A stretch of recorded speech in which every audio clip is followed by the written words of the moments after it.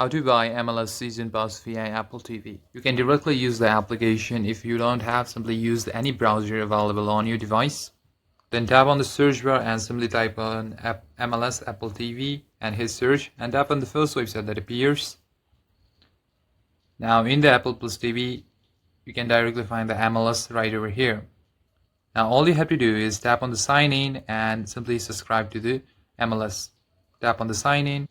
Now once you enter your email address and once you log into your account with your Apple ID, you'll be able to subscribe to the MLS easily.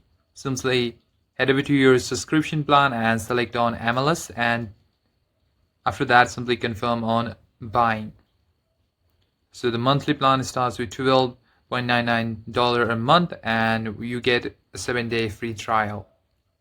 When you choose the MLS Season Pass subscription option, simply enter your credit card or preferred payment method to complete the setup, and after you check out, you'll have complete access to the MLS, all the matches, all the clubs and highlights, and even you'll be able to stream the match.